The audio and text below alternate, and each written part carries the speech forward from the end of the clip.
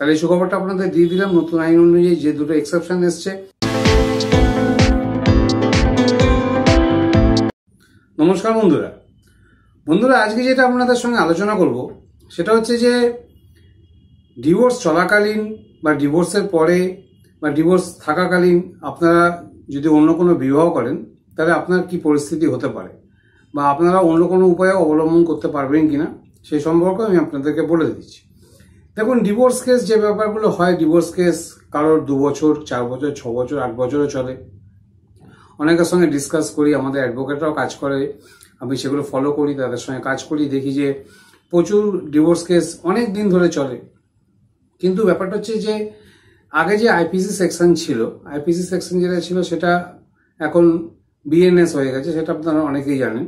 তো ব্যাপারটা হচ্ছে যে আইপিসি সেকশনে যে বাইগেমি সেকশনটা ছিল, বাইগেমি সেকশন হচ্ছে সেকশন 494 অনুযায়ী কি হতো, যে কোনো এক পক্ষ যদি বিয়ে করে নেয় তাহলে কিন্তু সেটা বাইগেমি সেকশনে অবশ্যই পড়ে এবং 494 অনুযায়ী কিন্তু 7 বছরের জেল হতে পারে, এটা ছিল।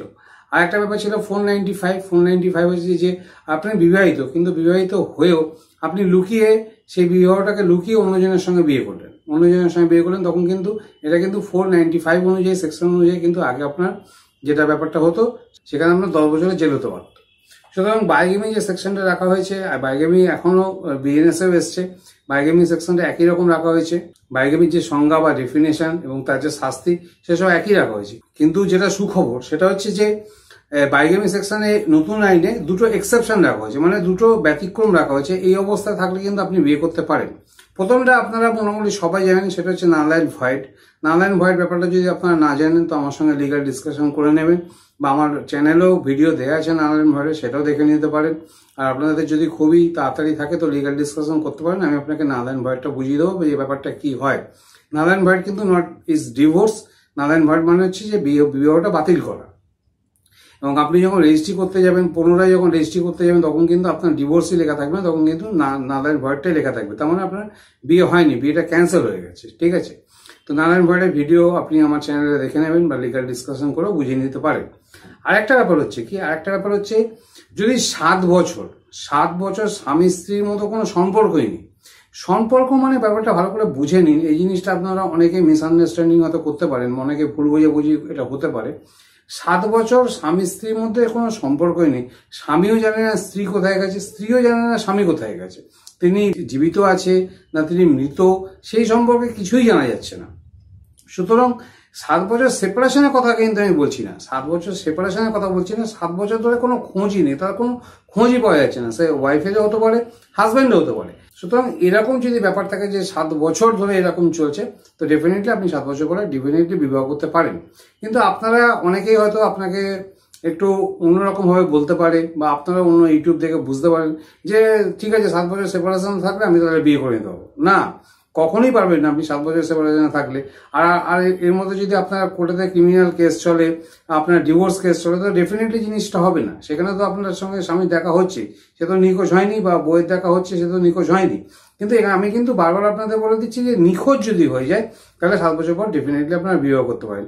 সুতরাং নতুন আইনে কিন্তু এই দুটো এক্সেপশন আনা হয়েছে, একটা হচ্ছে নিখোঁজ, একটা হচ্ছে নাল অ্যান্ড ভয়েড। এই নাল অ্যান্ড ভয়েড এবং যদি নিখোঁজ হয়ে যায় 7 বছরের জন্য, তার কোনো হদিশ পাওয়া যাচ্ছে না, তো ডেফিনেটলি কিন্তু ছেলেই হোক বা মেয়েই হোক, স্বামী হোক বা স্ত্রী হোক, তারা অবশ্যই কিন্তু বিবাহ করতে পারে।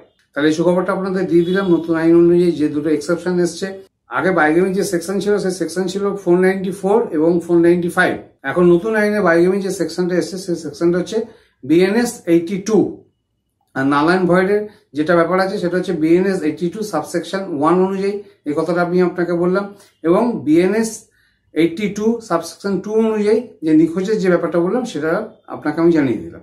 সুতরাং বিএনএস 82 ভালো করে মনে রাখবেন, সেটা এখন বাইগেমি সেকশন। সুতরাং বাইগেমি সেকশন এখন হচ্ছে বিএনএস 82, ভারতীয় ন্যায় সংহিতা 82, এবং সাবসেকশন 1 অনুযায়ী নাল অ্যান্ড ভয়েড, এবং সাবসেকশন 2 অনুযায়ী যেটা আমি আপনাকে বললাম যে নিখোঁজ হয়ে যাওয়ার ব্যাপারটা।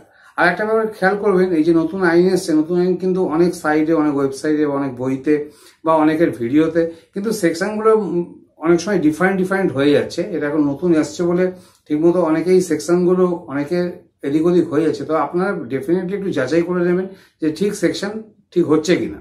ওকে, অনলাইনে আপনারা চেক করে নিতে পারেন, বা আপনারা যে বই আছে সেই বই কিনে ডেফিনেটলি আপনারা এই সেকশনগুলো কিন্তু চেক করে নিতে পারেন। কিন্তু অনেক জায়গাতেই কিন্তু একটু ভুলভ্রান্তি মিসপ্রিন্টিং হচ্ছে, সেটা আমি আপনাদেরকে জানিয়ে দিলাম। হ্যাঁ, আরেকটা ব্যাপার যেটা বলছিলাম যে আপনার যে ডিভোর্স যে ব্যাপারটা চলছে, সে ব্যাপারটা যদি আপনার খুব লং চলে, 3 বছর 4 বছর 5 বছর 6 বছর ধরে চলছে, 7 বছর ধরে চলছে, যে আপনি আর লাইফে এগোতেই পারছেন না আর বিয়েও করতে পারছেন না, কারণ ডিভোর্স ডিগ্রি না হলে তো আপনি বিয়ে করতে পারবেন না, তাহলে আপনি মোটামুটি লিভিং এ থাকতে পারেন। মোটামুটি কিছুদিন পর যদি 3-4 বছর হয়ে যায় আপনি লিভিং এ থাকতে পারেন, এবং লিভিং এ থাকারও কতগুলো নিয়ম কানুন আছে, সেটা এরকম পাবলিক প্ল্যাটফর্মে আমি আপনাদেরকে বলতে পারবো না। ডেফিনেটলি লিভিং বলে একটা অপশন আছে আপনার কাছে, সেটা যদি আপনি বিস্তারিত জানতে চান তো ডেফিনেটলি আপনি লিগাল ডিসকাশন আমার সঙ্গে করতে পারেন। তাহলে এই জিনিসগুলো পুরোপুরি আপনাদেরকে বুঝিয়ে দিলাম। আর লিভিং সম্পর্কে, নালিটি এবং নিখোঁজ এই সম্পর্কে যদি আপনার আরো কিছু তথ্য জানার থাকে, আরো কিছু যদি মনে সংশয় থাকে, তো ডেফিনেটলি আপনি আমার সঙ্গে লিগাল ডিসকাশন অবশ্যই করতে পারেন। এই বলেই আজকের ভিডিওটা এখানেই শেষ করলাম। নমস্কার, ভালো থাকবেন। Thank you for watching this video. Thank you.